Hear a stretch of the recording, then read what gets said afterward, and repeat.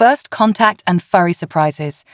The massive Jorian battlecruiser hung in orbit above Earth, its crystalline hull refracting sunlight into a dazzling display of colors. Inside, First Ambassador Jolax nervously adjusted his formal carapace, mandibles clicking with anticipation. After centuries of debate, the Galactic Confederation had finally decided to make official contact with the primitive but rapidly advancing humans. "Are you certain about this, Ambassador?" chittered his aide, Kriva. "The reports from our observation posts are disturbing." Jolax's compound eyes swiveled to regard the young Vajorian. Disturbing how? They're pre-FTL bipeds barely out of their stone age. What could possibly be so alarming? Kriva's antennae twitched uneasily. "It's not the humans themselves, sir. It's the other creatures they keep in close proximity. Some of our xenobiologists are questioning whether Earth might actually be some kind of nature preserve or zoo." Before Jolax could respond, a proximity alert chimed. The human delegation was approaching in their quaint chemical-propelled shuttle. He straightened his posture, ready to make history. "Greetings, beings of Earth," Jolax's translator broadcast as the airlock cycled open. "I am First Ambassador Jolax of the Galactic Confederation. We come in pair." His well-rehearsed speech died in his throat. Emerging from the shuttle was indeed a group of humans, but accompanying them were creatures that defied explanation. A massive quadruped with razor-sharp teeth and powerful muscles bounded out, tongue lolling. Behind it slunk a smaller, more lithe predator with gleaming eyes and retractable claws. Jolax stumbled backward, his exoskeleton clattering against the deck. "By the Hive Mother, you've brought attack beasts." The lead human, a female with curly red hair, looked puzzled. "Attack beasts? Oh, you mean Rex and Whiskers." She scratched the larger creature behind its floppy ears. "They're just our pets. We couldn't possibly leave them behind for first contact." Pets. Jolax's translator struggled with the unfamiliar concept. "You know, companion animals." Another human chimed in, this one a tall male with dark skin. He reached down to stroke the smaller creature, which began vibrating and emitting a low rumble. "They're part of our families." Kriva edged closer to Jolax, mandibles chittering frantically. "Sir, our database has no reference for this behavior. Keeping apex predators as companions is unheard of in any known species." The human female, Ambassador Sarah Chen, according to Jolax's briefing, stepped forward with a warm smile. "I'm sorry if we startled you. We should have realized this might be a shock. Perhaps we can start over. I'm Sarah, and this big softie is Rex." She patted the larger creature's flank. Jolax's scientific curiosity began to overcome his initial terror. He cautiously extended a limb towards Rex, who promptly licked it with a rough tongue. The ambassador jerked back in surprise, then let out a sound that approximated laughter. "Fascinating. And you say these creatures live in your dwellings? They don't try to consume you in your sleep?" Sarah chuckled. "Well, Rex here might try to hog the bed, but that's about it. Humans have been domesticating animals for thousands of years. They're loyal companions, helpers, and sometimes even therapists." As if on cue, Whiskers sauntered over to Kriva and began rubbing against the startled aide's legs. A deep, rhythmic purr filled the air. "I believe your small predator may be malfunctioning," Kriva said nervously. "It's vibrating most alarmingly." The human male, Dr. Aiden Okafor, grinned. "That just means she likes you. Cats purr when they're happy or want attention."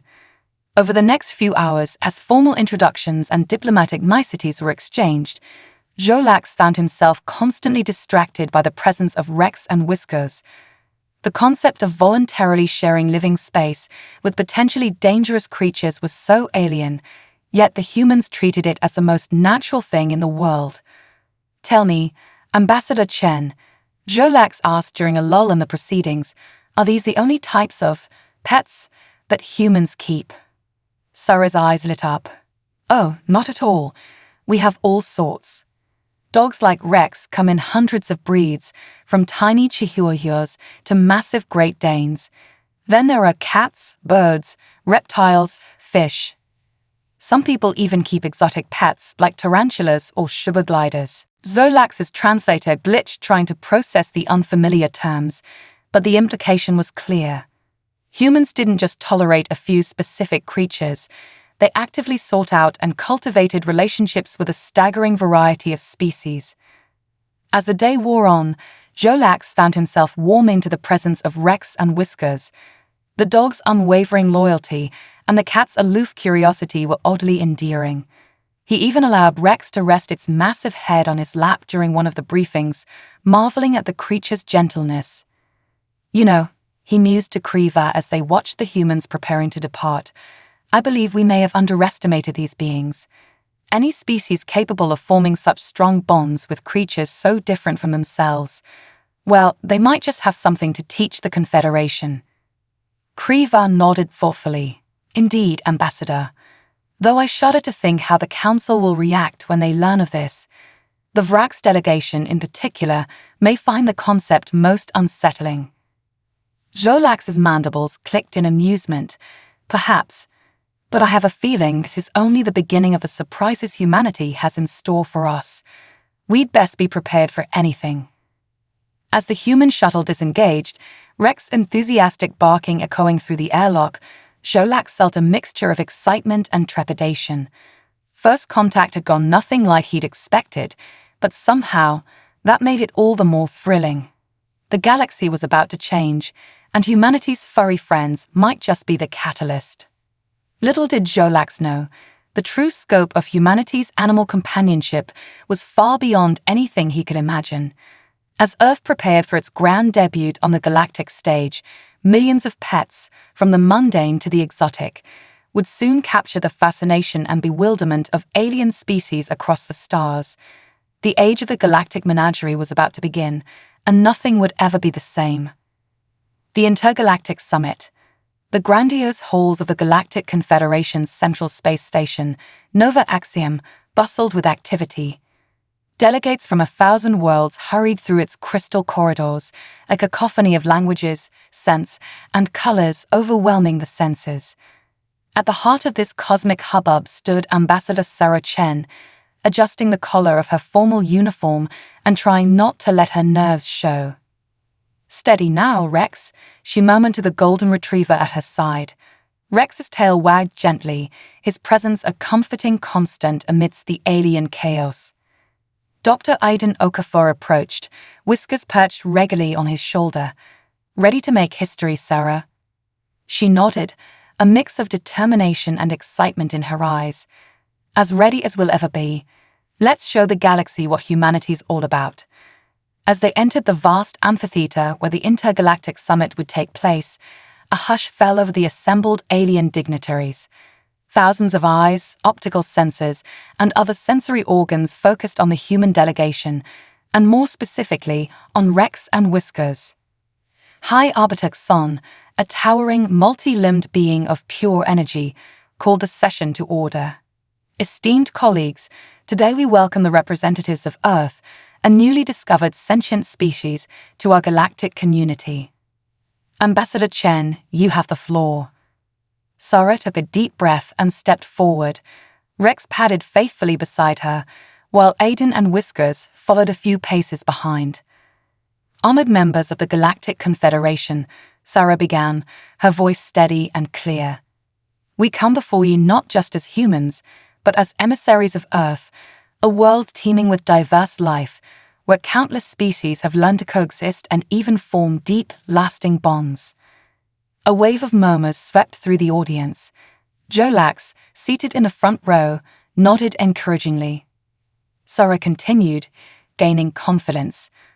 "For millennia, humans have formed partnerships with other creatures on our world. We call them pets, companions, or working animals. They assist us in countless ways, from providing emotional support to aiding in critical tasks.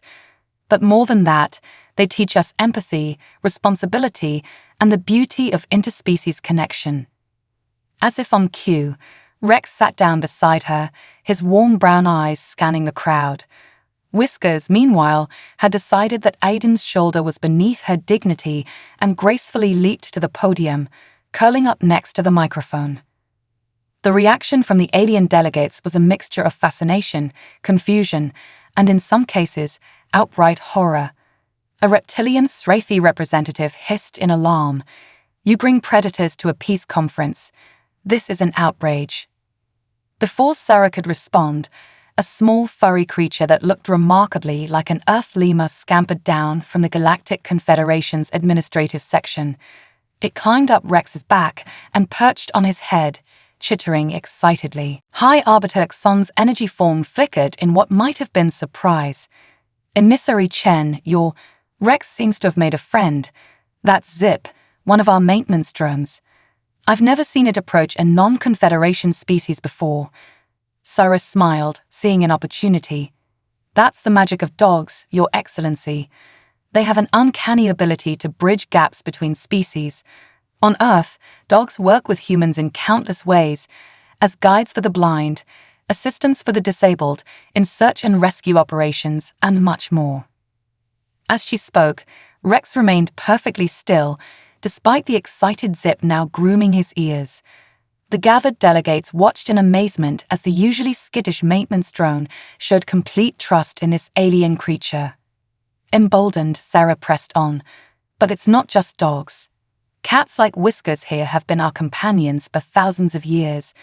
They've protected our food supplies from vermin, provided comfort and affection, and even served therapeutic roles in hospitals and nursing homes." Whiskers, as if understanding her cue, stood up and stretched languidly before sauntering across the podium. She approached a Srathi delegate who had protested earlier, fearlessly meeting its reptilian gaze. After a tense moment, she headbutted the alien's scaled hand gently. The Srathi's demeanor changed instantly. It's soft," the delegate marveled, hesitantly stroking Whiskers' fur, "and it vibrates most pleasantly." Aiden stepped forward. "That's called purring. It's a sign of contentment in cats. You see, what might seem dangerous to one species can be a source of comfort and joy to another. That's a lesson humanity has learned over and over throughout our history." The atmosphere in the amphitheater began to shift. Curiosity replaced apprehension as delegates cautiously approached Rex and Whiskers, marveling at their friendly demeanors and soft fur. A glowing gaseous being floated down from the upper tiers. "Ambassador Chen, I am Zephyra of the Aetherian Collective. We have no solid form and thus no concept of physical affection. Can you explain the appeal of these pets?" Sarah gestured to Rex, who obediently padded over. "Why don't you see for yourself? Rex, gentle now." To everyone's amazement, Rex seemed to understand exactly what to do. He moved slowly, allowing his fur to pass through Zephyra's gaseous form. The Aetherian pulsed with soft light. "Extraordinary," Zephyra exclaimed. "I can sense the bioelectric field of this creature. It's soothing somehow. Is this what you call petting?" As the demonstration continued, more and more delegates came forward, eager to interact with Rex and Whiskers. The Vrax, insectoid beings known for their aloofness, were particularly fascinated by Whiskers' retractable claws. A group of aquatic merluminarians marveled at Rex's ability to shake water from his coat. High Arbiter Xon's energy form pulsed thoughtfully. "Ambassador Chen, I believe you've given us much to consider.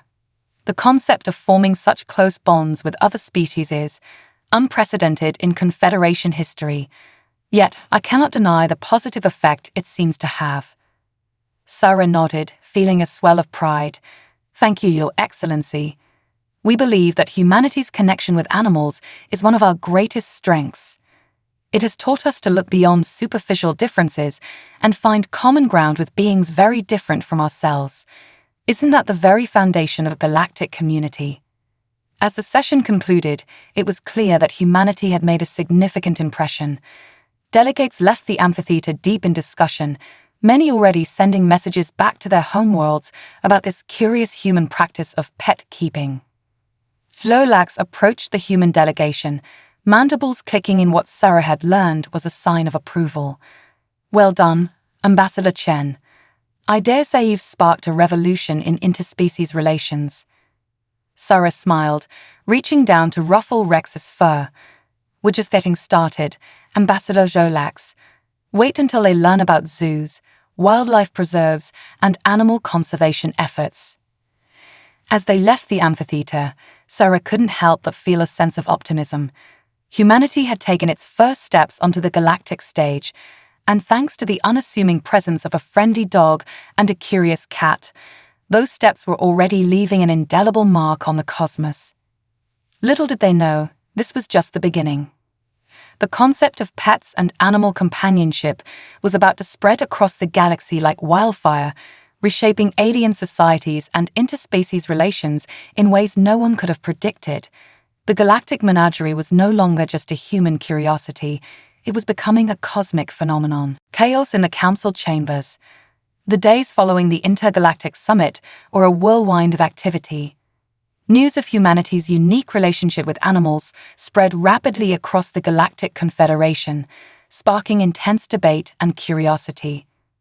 As diplomatic talks continued, Ambassador Sarah Chen and Dr. Aiden Okafor found themselves at the center of a cosmic storm. On the fifth day of negotiations, Sarah stood before the ornate doors of the Confederation Council chambers, straightening her uniform. Rex sat obediently at her side, his tail thumping softly against the polished floor.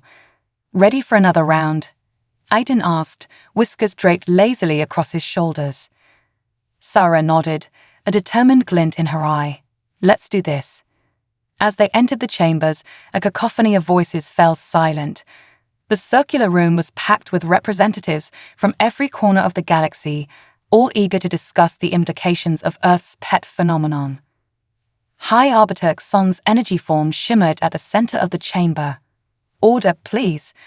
We shall now hear proposals regarding the integration of Earth and its unique customs into the Galactic Confederation." A tall, willowy being with iridescent skin rose gracefully. "Esteemed colleagues, I am Lysandra of the Lumine Concordat. We propose an immediate cultural exchange program.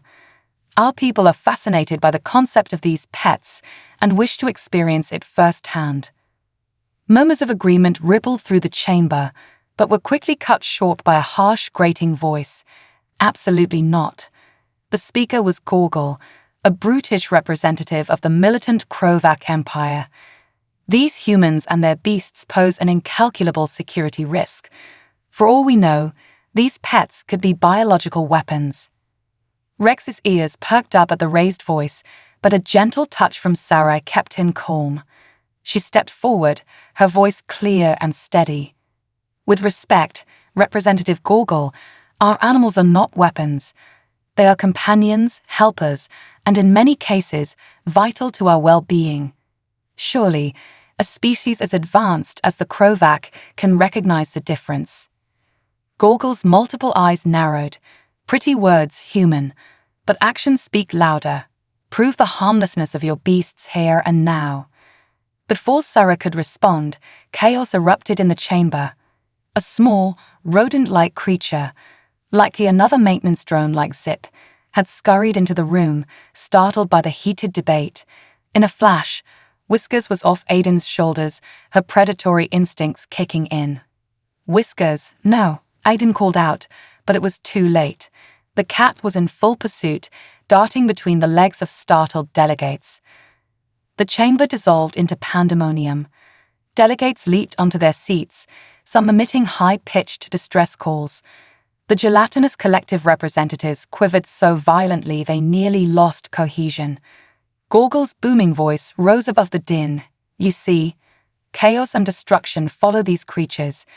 The human delegation must be expelled immediately." Sarah's heart raced, but years of diplomatic training kicked in. She turned to Rex, who was watching the unfolding scene with curious eyes. "Rex, gentle, find Whiskers." Without hesitation, the golden retriever sprang into action. He weaved through the crowd with surprising grace for his size, following Whiskers' scent. Within moments, he had cornered both the cat and the frightened maintenance drone. To everyone's amazement, Rex didn't attack. Instead, he laid down, creating a barrier between Whiskers and her quarry. His tail wagged gently, projecting an aura of calm that seemed to spread through the chamber. Aiden quickly scooped up Whiskers, while Sarah approached the maintenance drone. "It's all right, little one," she said softly, holding out her hand. The drone sniffed cautiously, then climbed onto her palm. As the chaos subsided, the chamber fell silent, all eyes on the scene before them. Sarah stood tall, the small drone cradled in her hands, with Rex and Whiskers flanking her protectively. "Esteemed members of the council," she began, her voice strong and clear. "What you've just witnessed is not a display of chaos, but a demonstration of the very principles that make our relationship with animals so valuable." She gestured to Rex. You saw how quickly Rex responded to a simple command, how he diffused a tense situation without violence. This is the result of thousands of years of partnership between our species. Dogs like Rex work alongside humans in countless capacities: search and rescue, therapy, law enforcement, and more. They exemplify loyalty, intelligence, and the ability to bridge gaps between different species. Sarah then nodded towards Whiskers, who was now purring contentedly in Aiden's arms. And yes, cats like Whiskers have strong hunting instincts. On Earth, this made them invaluable for protecting our food stores from rodents. But look how quickly she responded to our intervention. These animals aren't uncontrollable beasts. They're partners who have evolved alongside us. She held up the maintenance drone gently. Furthermore, this little incident has shown us something remarkable. Your maintenance drones share similarities with some of our smaller mammals. Perhaps there's more common ground between our worlds than we realized. The chamber was silent for a moment, then burst into excited chatter. The Luminae representative, Lysandra, stepped forward. "High Arbiter, I believe this unplanned demonstration has only strengthened the case for a cultural exchange. Imagine the advances we could make in interspecies communication and cooperation." Even Gorgle seemed taken aback. "I admit I may have been hasty in my judgment," he grumbled. "The quick thinking of both the humans and their animals is not without merit." High Arbiter Exxon's energy form pulsed thoughtfully. "Indeed, Ambassador Chen, I believe you've given us a great deal to consider." This incident may have done more to illuminate the potential of human-animal partnerships than any planned presentation could have. As the session adjourned, delegates crowded around Sarah and Aiden, eager to get a closer look at Rex and Whiskers. The maintenance drone, seemingly over its fright, had taken up residence on Rex's back, much to the delight of the observing aliens. Solax approached, mandibles clicking rapidly in amusement. "Well, Ambassador, when you said humanity would make an impression, I didn't quite expect this. I dare say you've turned a potential diplomatic disaster into a triumph." Sarah laughed, the tension of the day finally easing. Sometimes the best way to understand something is to see it in action, unexpected as it may be. As they left the council chambers, Sarah couldn't help but feel a sense of accomplishment. They have faced their first major hurdle in the galactic community and emerged stronger for it. But as she watched the excited delegates cooing over Rex and Whiskers, a new realization dawned on her. This wasn't just about introducing the concept of pets to the galaxy. They were on the cusp of a fundamental shift in how different species could interact and cooperate. The galactic menagerie was no longer just a quaint human custom. It was becoming a blueprint for a new kind of interstellar community. As the humans and their furry ambassadors made their way back to their quarters, the ripples of their influence were already spreading across the stars. In the coming days and weeks, the Galactic Confederation would face unprecedented questions and challenges. How would different alien physiologies react to Earth animals? What new insights into biology and psychology would emerge from these interspecies interactions? One thing was certain: the galaxy would never be the same again, and humanity, with its millennia-old tradition of animal companionship, was poised to lead the way into this brave new frontier. The Xenozoological expedition. In the weeks following the dramatic council session, the Galactic Confederation buzzed with excitement. The concept of pets had captured the imagination of countless alien species, leading to a surge of interest in Earth's diverse animal life. Responding to this interstellar curiosity, the Confederation authorized a groundbreaking mission, the first ever xenozoological expedition to Earth. Dr. Aidan Okafor found himself at the helm of this unprecedented venture. As the shuttle carrying the alien delegation descended through Earth's atmosphere, he couldn't help but feel a mix of pride and trepidation. "Nervous?" Sarah asked, noticing his furrowed brow. Aidan chuckled. "Just hoping our furry, feathered, and scaly friends put on a good show. The fate of interstellar diplomacy might depend on it." The shuttle touched down in the sprawling complex of the Greater Serengeti Wildlife Preserve. As the airlock cycled open, a chorus of alien gasps filled the air. The savannah stretched out before them, a living tapestry of golden grass swaying in the breeze. Cholax was the first to step out, his compound eyes swiveling in all directions.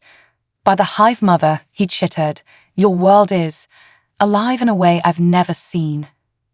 The diverse alien delegation followed, each member reacting in their own unique way to Earth's environment. The Luminae representative, Lysandra, seemed to glow brighter in the sunlight.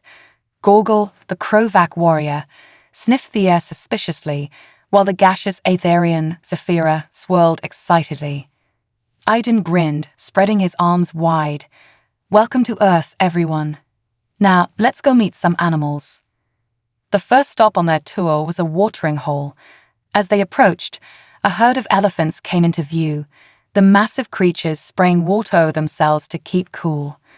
"Great cosmic void," Gorgle exclaimed, his gruff demeanor cracking.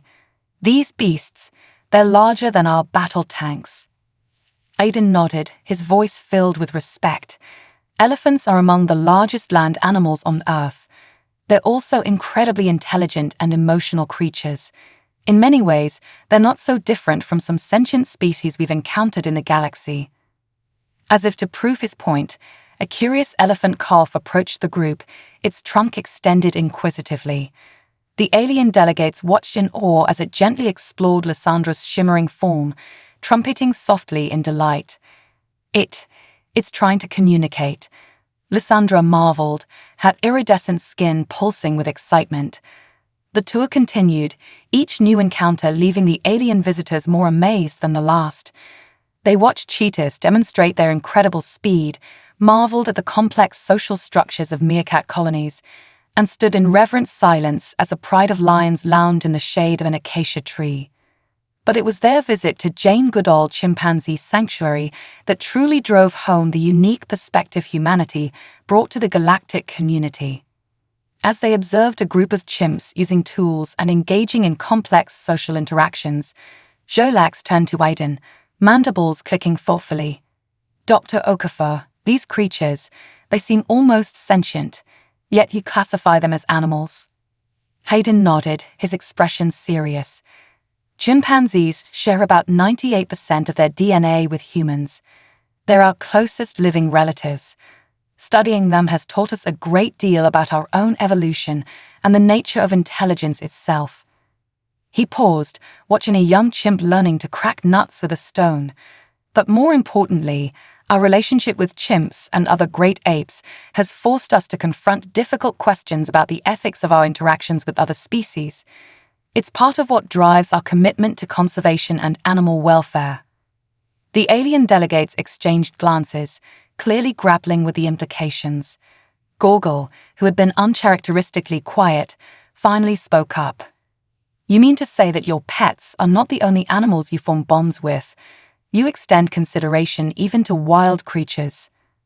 Sarah stepped in, her diplomatic skills coming to the fore. "Exactly, Representative Gorgle. Humanity's connection to animals isn't limited to domesticated species. We've learned that every creature, from the smallest insect to the largest whale, plays a crucial role in our planet's ecosystems. Our challenge has been to find ways to coexist and even collaborate with other species while respecting their wildness. As the day wore on, the alien visitors were introduced to the concepts of wildlife preservation, endangered species protection, and the intricate balance of Earth's ecosystems. They visited rehabilitation centers for injured animals, watched marine biologists working with dolphins, and even got to experience the thrill of a butterfly garden. By the time they returned to the shuttle, the alien delegates were visibly moved by what they'd witnessed. Even the usually stoic Gorgles seemed lost in thought. Sapphira's gaseous form shimmered with emotion. Dr. Okafor, Ambassador Chen, I believe I speak for all of us when I say that this experience has been transformative. The diversity, the complexity of life on your world, it's beyond anything we imagined. Lysandra nodded in agreement, her luminous skin pulsing with excitement. Indeed, the way you humans interact with and learn from other species, it offers a new paradigm for how we might approach interstellar relations. As they prepared for departure, Aidan felt a surge of hope. The expedition had been more successful than he could have dreamed. But as he watched the alien delegates animatedly discussing their experiences, he realized that this was just the beginning. You know, he said to Sarah as they boarded the shuttle, I have a feeling our little pet project might have just changed the course of galactic history. Sarah smiled, her eyes twinkling with the same realization. Oh, I think you might be right. But something tells me the real adventure is just beginning. As the shuttle lifted off, carrying with it a group of profoundly impacted alien dignitaries, the implications of the day's events began to ripple across the stars. Earth's unique perspective on interspecies relationships was about to challenge the very foundations of galactic society. Unbeknownst to the humans, in the coming weeks, the Galactic Confederation would be inundated with requests from various species seeking to establish their own wildlife preserves, to study Earth's conservation methods, and even to adopt Earth animals as companions. The age of the galactic menagerie was dawning, and with it, a new era of interstellar cooperation and understanding. But as with any paradigm shift, this new age would bring its own set of challenges and conflicts. The next phase of humanity's cosmic journey was about to begin, and it promised to be wilder than anyone could have imagined. Uprising on Nova Terra, the repercussions of Earth's introduction to the galactic community spread faster than anyone could have anticipated. Within months, the concept of pets and wildlife conservation had sparked a revolution across the stars. Countless alien species clamored for the opportunity to experience the unique bond between humans and animals. In response to this overwhelming demand, the Galactic Confederation established Nova Terra, a massive space station designed as a cosmic wildlife preserve and cultural exchange center. Segments of the station replicated various Earth biomes, from lush rainforests to arid deserts, each teeming with life from humanity's homeworld. Dr. Aidan Okafor stood at the observation deck of Nova Terra, watching alien visitors interact with Earth animals in carefully controlled environments. Beside him, Ambassador Sarah Chen conferred with a holographic projection of High Arbitrux Son. The success of Nova Terra has exceeded our wildest expectations. Son's energy form pulsed with what seemed like excitement. Over 300 species have established permanent diplomatic missions here to study Earth's fauna. The implications for interstellar cooperation are unprecedented. Sarah nodded, a proud smile on her face. We're honored to share Earth's biodiversity with the galaxy, Your Excellency. Though I must admit, the speed of adoption has been a bit overwhelming. As if on cue, a Lumine child floated by, giggling as it chased a holographic butterfly projected by its personal drone. A Krovac warrior, looking comically out of place, gently cradled a purring kitten in its armored arms. Aidan chuckled at the sight. If you had told me a year ago that we'd see Krovac cuddling kittens, I'd have thought you were crazy. Their amusement was short-lived, however, as alarms suddenly blared throughout the station. Red warning lights bathed the observation deck in an eerie glow. What's happening? Sarah demanded, immediately shifting into crisis mode. A harried-looking Zdorian technician scurried up to them, mandibles clicking frantically. Ambassadors, we have a situation in Biorem 7, the African savanna exhibit. Somehow, the force fields have failed, and the animals are spreading throughout the station. Aiden's eyes widened in shock.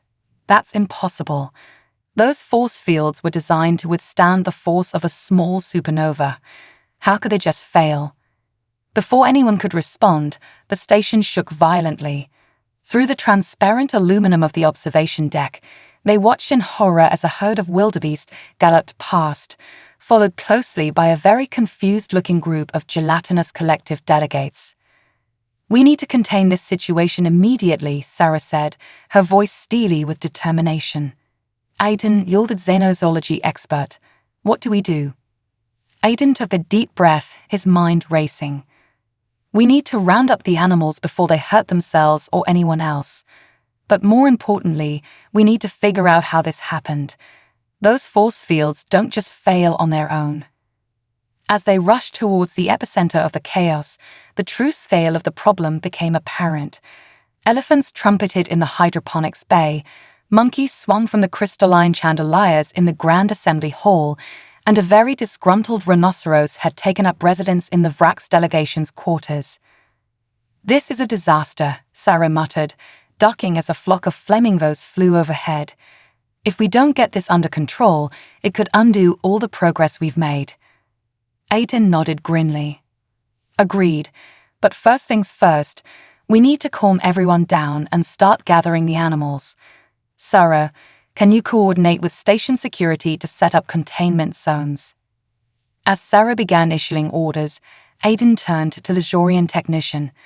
"I need access to the force field control systems. Something's not right here, and I intend to find out what." Hours passed in a blur of activity. Aiden, working with a team of the station's best engineers, pored over lines of code and system diagnostics. Sarah, meanwhile, orchestrated a masterful containment operation, enlisting the help of various avian species to corral the escaped animals. The Etherian delegates proved particularly useful, their gaseous forms able to herd flying creatures without risk of injury. The Krovac, much to everyone's surprise, showed a gentle touch in coaxing larger mammals to safety. As the situation gradually came under control, Aiden made a startling discovery. "Sarah," he called out, his voice tight with urgency. "You need to see this." On his holographic display was a complex string of code, buried deep in the force field control systems. "This is no malfunction," he explained. "The force fields were deliberately sabotaged, and what's more, I think I know who did it."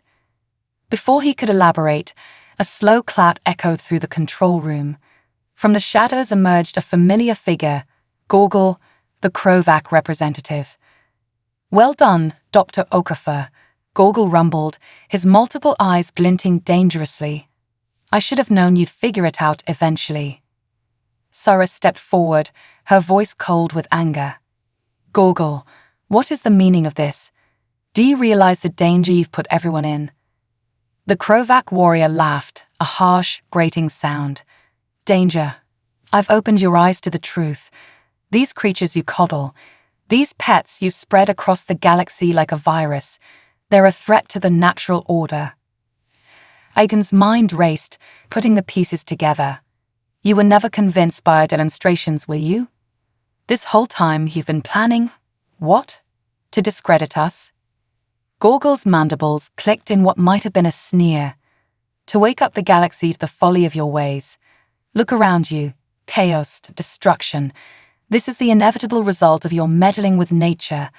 Species should remain separate, as they always have." As Gorgel ranted, Sarah caught Aiden's eye, nodding slightly towards a control panel behind the Krovac. Aiden understood immediately. They needed to buy time. "So what's your endgame here, Gorgel?" Aiden asked, slowly edging around the room. "Cause a panic, turn the Confederation against Earth." The Krovac's eyes blazed with zealous fire. "To undo the damage you've done, to return the galaxy to its natural state, free from your corrupting influence.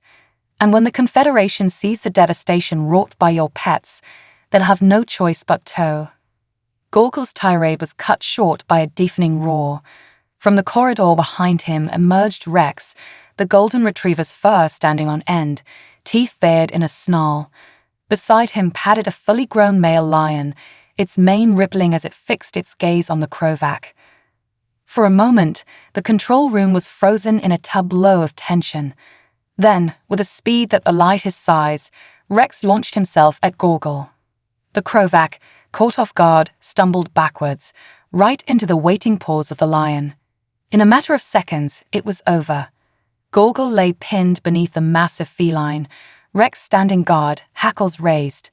The Krovac's bravado evaporated, replaced by sheer terror. Sarah stepped forward, her voice filled with a mix of awe and authority. "It seems, Representative Gorgle, that you've misunderstood the true nature of our relationship with Earth's animals. They're not our servants or our weapons. They're our partners." As if to emphasize her point, the lion looked up at her, waiting for a command. With a gentle hand motion from Sarah, it stepped back, allowing Gorgle to scramble to his feet. Aiden couldn't help but smile as he watched the shaken Krovac being led away by security.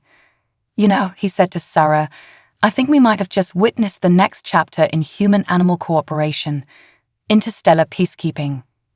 Sarah laughed, the tension of the day finally breaking. "Let's not get ahead of ourselves. We've still got a station full of misplaced wildlife to deal with." As they set about the monumental task of restoring order to Nova Terra, neither Sarah nor Aiden could shake the feeling that they'd just crossed a significant threshold. The galactic menagerie had faced its first major crisis and emerged stronger for it. Little did they know, this incident would spark a new wave of research and collaboration across the galaxy. The unique bonds between humans and animals, demonstrated so dramatically in the face of adversity, would inspire countless alien species to explore new ways of connecting with the life forms on their own worlds. The age of the galactic menagerie was entering a new phase, one that promised to reshape the very foundations of interstellar society. And humanity, with its long history of animal partnerships, was poised to lead the way into this brave new cosmic frontier. Humanity's unexpected triumph. 5 years had passed since the dramatic events on Nova Terra. The incident, far from dampening enthusiasm for Earth's unique approach to interspecies relationships, had instead catalyzed a new era of galactic cooperation and understanding. The Galactic Confederation had gathered once more, this time to celebrate the unveiling of a revolutionary project, the Interstellar Wildlife Corridor. Ambassador Sarah Chen stood at the podium, her gaze sweeping across the assembled delegates. The chamber was packed, with representatives from every corner of the galaxy in attendance. Even the viewing galleries were filled to capacity, a testament to the monumental nature of the occasion. "Esteemed colleagues, honored guests," Sarah began, her voice steady and clear. 5 years ago, we faced a crisis that threatened to undo everything we had worked for. Today, we stand on the brink of a new chapter in galactic history, one that would not have been possible without the lessons we learned from that fateful day. She gestured to the holographic display behind her, which sprang to life with a dazzling array of stars and planets.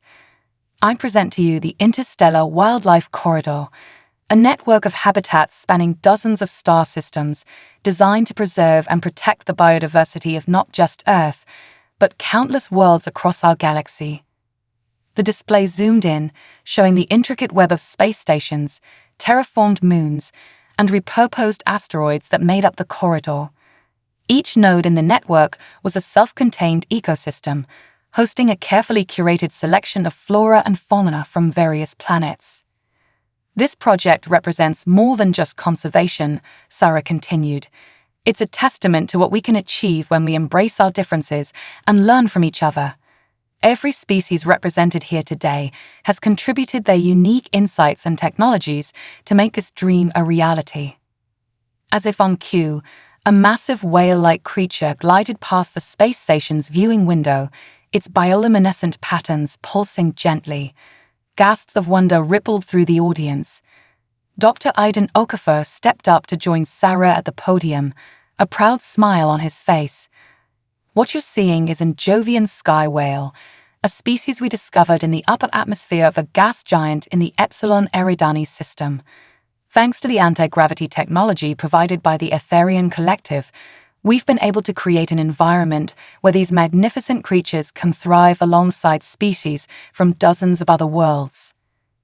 The holographic display shifted again, showing scenes from various habitats within the corridor. Lumine children playing with Earth squirrels in a low-gravity forest. Krovac scientists working alongside human marine biologists to study a school of Europan fish.